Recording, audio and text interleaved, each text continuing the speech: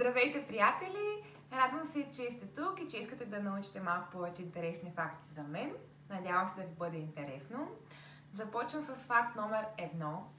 Може би много от вас знаят от моя инстаграм, че аз имам приятел от почти 7 години. Юли месец ще станат 7. Като от 6 живеем заедно. Може да се стори странно на някой от вас, но реално преместването ми от тях стана доста неусетно. Бях още на 17 години, мисля. Като станах една вечер да спя от тях, после втора, после трета, като всеки ден трябваше да ходя до вкъщи, да се вземам дрехи и разни неща, козметики.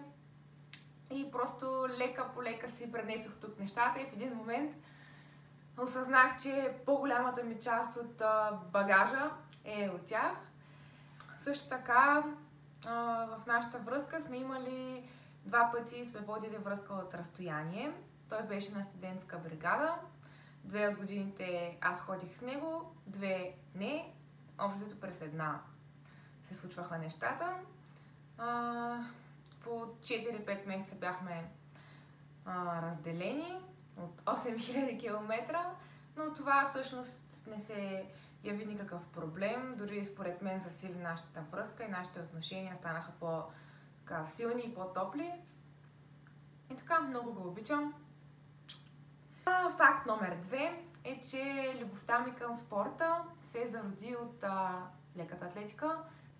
Тренирала съм лека атлетика 7 години, като доста от тренировките, освен бегови, бяха и силови. Там научих доста за фитнеса, научих как работи нашето тяло, как трябва да се храним, за да работи то оптимално добре.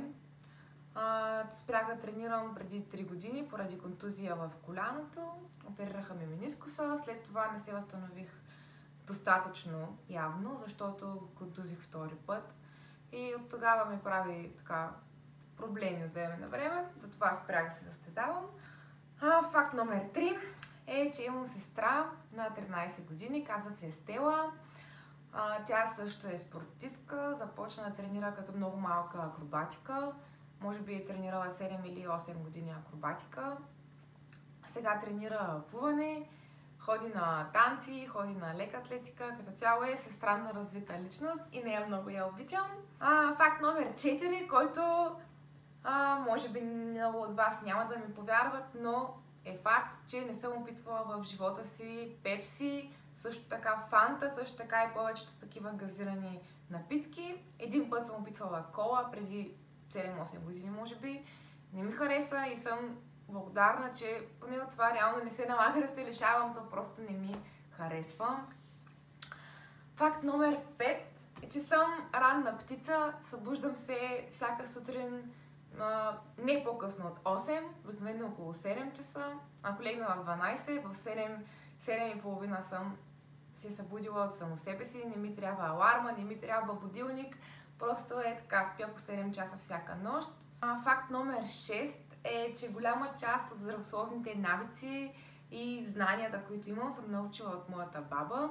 Още от малка тя ме е научила, че трябва да се ядат много плодове и зеленчуци. Също така много съм им помагала в градината. Тя постоянно продължава да се образова, като чете, гледа 24 Kitchen, всякакви такива образователни канали, свързани с храненето, с човешкото тяло. Готви здравословно. Всички бабини манджи тя успява да ги сготви в по-здравословната им алтернатива. Също така много държи всеки ден да се изяде поне един плод, и то цитрус, като смята и е права, че подсилва имунната ни система, помага ни да се борим срещу болести и така нататък. Факт номер 6 е, че обичам да си поставям цели, достижими цели, като например да направя 12 набирания, в момента съм на 10, да направя шпагат, различни предизвикателства, като в момента съм се включила в предизвикателството на моята приятелка Нети. Той е 4-седмично веган фит предизвикателство. Чувствам се много добре, в момента сме на седмица 2. Друга цел, която съм си поставила, е да прочета минимум 12 книги годишно. Това не е толкова много, но това е минимума, който съм си поставила. Факт номер 8 е музиката, която обичам да слушам, която ми доставя удоволствие, вдига ме, дава ми енергия, е черно, рап, R&B, хип-хоп. Много обичам този стил музика и много ми допада. Предимно това се върти в моите плейлисти. Факт номер 9 е, че обожавам природата, обожавам да пътувам и местата, които ми правят най-голямо впечатление, които успявам да запомня и да ме впечатлят така най-силно, да ме докоснат, са природните забележителности. Факт номер 10 е, че съм супер подредена. Много обичам да ми е чисто подредено, където си оставя нещата подредени, така да ги намеря. Но всъщност не ми е проблем да оправям след някой. Просто ми харесва да я подредя, ми оставя удоволствие самия процес на подреждане и на чистене. Факт номер 11 е, че когато чуя или видя нещо, което не знам, с което не съм запозната, било то думичка на чужд език или нещо друго, веднага обичам да го проверявам в Google, да разбера какво е, какво означава, за какво иде реч.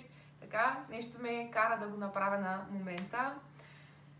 И факт номер 12 е, че смятам и вярвам, че човек е това, което влага и слага в тялото си, в себе си, като знания, като чувства, като емоции, храна дори, и че смятам, че ние можем да се усъвършенстваме, да добием и да развием всички качества, които си преценим да постигнем, всички наши цели, стига да вярваме и да се борим до край към целта. Това беше от мен с моите 12 факти.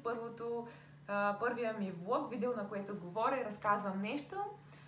Ще се постарая по-често да правя различни видеа. Напишете долу в коментарите какво бихте искали да видите следващия път и какво видео искате да запиша. Благодаря ви, надявам се да ви е било интересно.